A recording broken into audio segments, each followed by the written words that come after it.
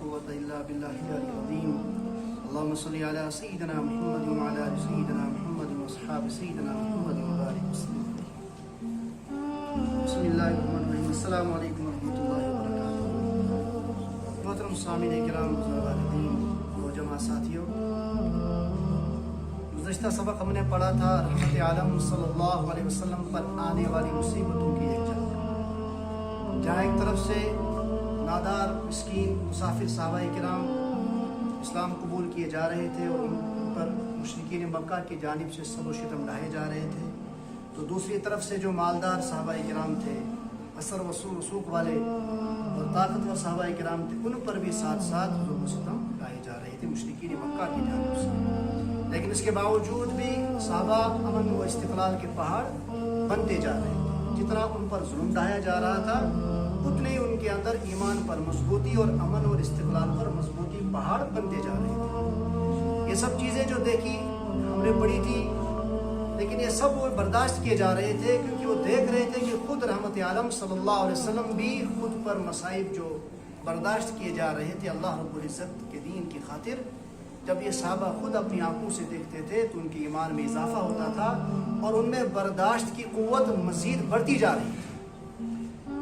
یہ سبق ہم نے کل پڑھا تھا کہ رحمت عالم صلی اللہ علیہ وسلم پر کم از کم 5 واقعات ہم نے پڑھے تھے کہ ان پر اس قدر مشکلات اور مصائب ان پر بھی ڈھائے گئے رحمت عالم صلی اللہ علیہ وسلم پر. لیکن آج کا جو سبق ہے، غرض یہ کہ جب مکہ المکرمہ کی زمین مشرکین مکہ نے ان کے لیے تنگ کر دی اور اللہ رب العزت نے وہاں فرما دیا ان ارضی واسعہ، بے شک اللہ تبارک و تعالیٰ نے زمین کو کشادگی وسعت بخشی ہے. وہاں مکہ کی زمین تنگ کر دی، لیکن یہ اللہ نے فرمایا کہ زمین کشادگی میں نے تمہارے واسطے کر دی ہے.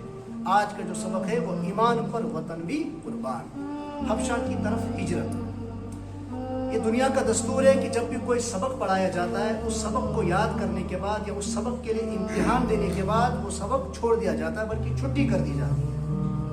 لیکن یہ ایک ایسا مسئلہ تھا ایمان کا، الفت اور محبت عشق کا ایک ایسا مدرسہ تھا جہاں پر اسلام قبول کرنے کے بعد یہ بڑھتا ہی جا رہا تھا. چھٹی ہونے کا کوئی مسئلہ نہیں تھا، بلکہ اس کے لیے جان مال سب کچھ قربان کر کے بھی یہ افسوس ہوتا تھا کہ ابھی کچھ بھی نہیں کیا ہے.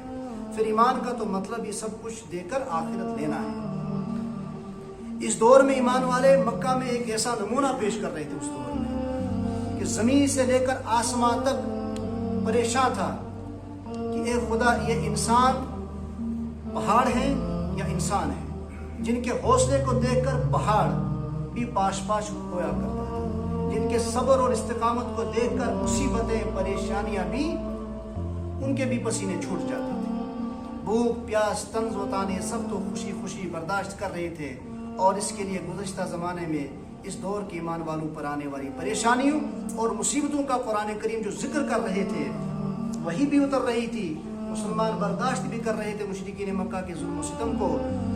کہیں حضرت موسیٰ علیہ السلام کے زمانے کے ایمان والوں کے واقعات قرآن مقدس بیان کر رہا تھا اور ایمان والوں کے دل کو تسکین مل رہی تھی، اور کہیں حضرت عیسیٰ علیہ السلام کے وقت پہ آنے والی سختیوں کو برداشت قرآن کر رہا تھا، اور کہیں فرعون کی فرعونیت اس کے ظلم و جبر کو قرآن بیان کر رہا تھا، اور فرعونیت کے سامنے حضرت آسیہ کی باتیں للکارنا اور اس کی توحید کا اعلان کرنا قرآن بیان کر رہا تھا. یہ سب چیزیں اس وقت صحابہ کرام کے ایمان کو اور مضبوط کیے جا رہی تھی. اور کہیں صرف 100 سال پہلے یمن کے ان سچے عاشقوں کا بیان جو عشق الہی کی وجہ سے آگ کی خندقوں میں کود پڑے مگر ایمان کا سودا نہ کیا. یہ تھے وہ جو قصے جو ایمان والوں کو ایمان کی خاطر جان مال سب کچھ چھوڑ دینے، وطن قربان کر دینے کا حوصلہ جوش و جذبہ بھی عطا کرتے تھے، اور حالات کے آگے جھک جانے، ہمت ہار جانے، بزدل ہو جانے سے روکتے بھی تھے. اس کے لیے ہمیں بھی سورہ اعراف، سورہ ہود، طٰہٰ، سورہ قصص اور سورۃ الشعراء، سورہ حجرات اور سورہ بروج جیسی صورتیں بار بار پڑھ کر اپنے ایمان کو تازگی بخشنے کی ضرورت ہے. خیر، یہ سب کچھ تو اس وقت ہو رہا تھا.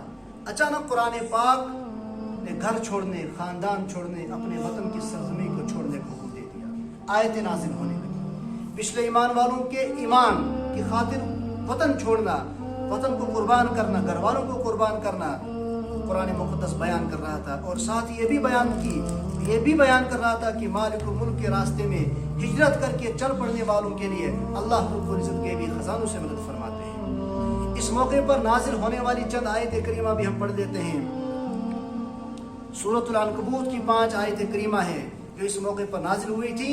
یا عبادی الذین آمنوا، اے میرے بندو، اللہ رب العزت اپنے اس وقت جو صحابہ کرام ہجرت کے لیے جو آیت نازل ہو رہی تھی، ہجرت کے لیے جو تیار کیا جا رہا تھا صحابہ کو، اللہ رب العزت بڑے پیار اور محبت سے فرما رہے تھے، یا عبادی الذین، اے میرے بندو، آمنو، تم میں سے جو ایمان لے آئے ہو، تم جو ایمان لے آئے ہو، آمنو ان ارضی واسعہ، بے شک اللہ تبارک و تعالی نے زمین کو وسعت بخشی ہے، کشادگی بخشی ہے، فَإِيَّايَ فَاعْبُدُونَ، لہذا تم بس میری ہی عبادت کرو۔ کُلُّ نَفْسٍ ذَائِقَةُ الْمَوْتِ، بے شک ہر جاندار کو موت کا مزہ چکھنا ہے، ثُمَّ إِلَيْنَا تُرْجَعُونَ، اور ہر ایک کو میرے پاس لوٹ کے آنا ہے، کوئی نیک عمل کرے کوئی بد کرے، کوئی مجھے مانے یا نہ مانے، کوئی میری توحید کا انکار کرے، کوئی آپ صلی اللہ علیہ وسلم کی رسالت کا انکار کرے، کوئی آپ کی بے ادبی کرے، آپ کی گستاخی کرے، آپ سے محبت رکھے، سب کو کس کی طرف لوٹ کے آنا ہے؟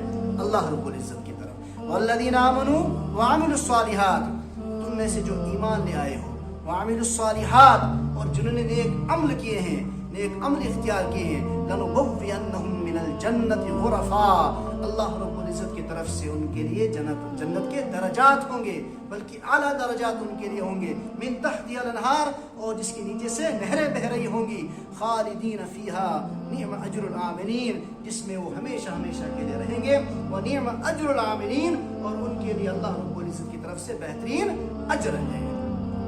الذین صبروا، اور جنہوں نے صبر کیا ان مصائب میں، ان مشکلات میں، ان آزمائشوں کی گھڑیوں میں، جنہوں نے صبر کیا، وعلی ربہم یتوکلون، اور جنہوں نے اللہ رب العزت پر بھروسہ کیا، توکل کیا، وَكَأَيٍّ مِّن دَابَّةٍ لَّا تَحْمِلُ رِزْقَهَا، اور بہت سے جانور ایسے ہیں جو اپنا رزق اٹھائے نہیں رکھتے ہیں۔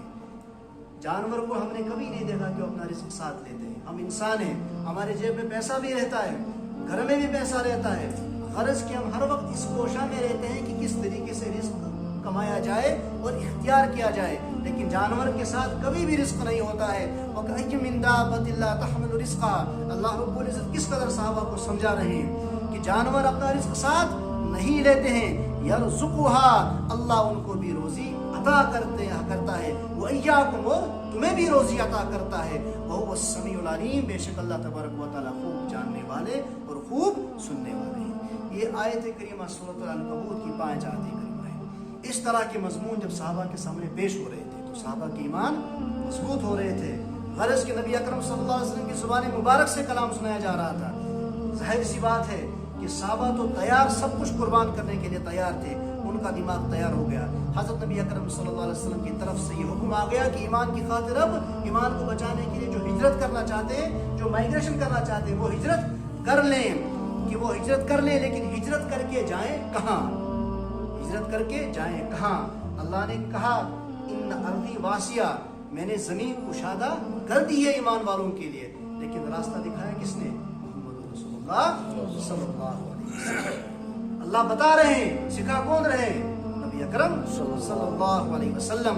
جب تک نبی اکرم صلی اللہ علیہ وسلم کے سیرت پر چل کر عمل کیا جائے تب تک اللہ رب العزت ملنا ناممکن بات ہے۔ یہ بتا رہا ہے اللہ رب العزت ان ارض واسعہ، اور نبی اکرم صلی اللہ علیہ وسلم یہاں بتا رہے ہیں۔ مسلمان سوچ رہے ہیں کہ ہجرت کر کے کہاں جائیں؟ نبی اکرم صلی اللہ علیہ وسلم نے فرمایا حبشہ کی طرف ہجرت، ایتھوپیا، کہ وہاں کا جو بادشاہ نجاشی بڑا رحم دل بادشاہ ہے، انصاف پسند بادشاہ ہے، غیر مسلم بادشاہ ہے وہ، لیکن انصاف پسند ہے، نرم دل بادشاہ ہے وہ، نرم دل انسان ہے، اس کی حکومت میں کسی پر ظلم نہیں کیا جاتا ہے۔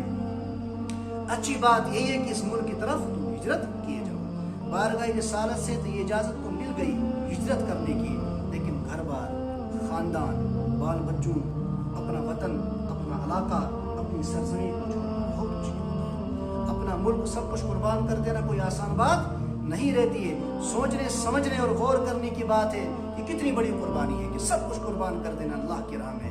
پھر اس سے بھی بڑھ کر کی یہ بات کہ جہاں جانا ہے، جس طرف جانا ہے، وہاں نہ تو کوئی جان پہچان ہے، نہ تو کوئی وسائل ہے، نہ تو کوئی رزق تلاش کرنے کا کوئی وسائل ہے، نہ رہنے کی کوئی جگہ ہے، اور دور کتنا، اللہ اکبر، 5,500 کلومیٹر، پیدل 51 دنوں کا سفر، 51 دنوں کا پیدل سفر، اور 5,500 کلومیٹر دور۔ جنہوں کا سفر ہاں سمندر راستہ تھا لیکن سمندری راستے سے جا نہیں سکتے تھے کیونکہ انہیں چھپ کر ہجرت کرنی تھی. سمندری راستے پر مشرکین نے پہرا لگا کے رکھا تھا اور جانا بھی اسی راستے سے تھا. پھر کیا دل و جگر تھا ان حوصلہ مند ان خوش قسمت کا جنہوں نے فوراً اعلان کر دیا اے خدا اے ایمان اے عشق خدا تجھ پر تن من جان سب کچھ قربان. یہ اعلان بھی یہی حضرات کر سکتے تھے جو حضرات حضرت ہاجرہ یعنی حضرت ہاجرہ ہجرت کرنے والی حضرت ہاجرہ رضی اللہ تعالیٰ عنہ کے روحانی فرزند تھے. اور کتنے تو ان کے خاندان اور ان کی اولاد میں سے تھے جن کو حضرت ابراہیم علیہ السلام 2500 سال پہلے اپنے گھر شام سے 1500 کلومیٹر دور بیاباں ریگستان میں چھوڑ دیا تھا اور کچھ رہنے کے لیے نہ تھا نہ کچھ کھانے پینے کی کوئی جگہ تھی. حضرت ابراہیم علیہ السلام نے حضرت ہاجرہ کو کس کے سمیت حضرت اسماعیل علیہ السلام کے سمیت بیاباں جنگل میں چھوڑ دیا تھا. یہ صحابہ کرام اسی نسل میں سے تھی اور یہ انہی کا حق بنتا تھا کہ اس قدر مشکلات برداشت کرنا. بس ان کے ننھے معصوم فرزند حضرت اسماعیل علیہ السلام تھے. ہاں بعد میں آب زمزم نکلا بنو جرہم بسے بستی بنی مگر پہلے تو وہ بالکل اکیلی تھی. پھر یہ انہی کی ہمت تھی. سبحان اللہ آج بھی ان کے ہی فرزند اتنی بڑی قربانی دے سکتے تھے. اللہ تبارک و تعالیٰ نے توفیق عطا فرمائے. انشاءاللہ کل کا سبق ہوگا حبشہ کی طرف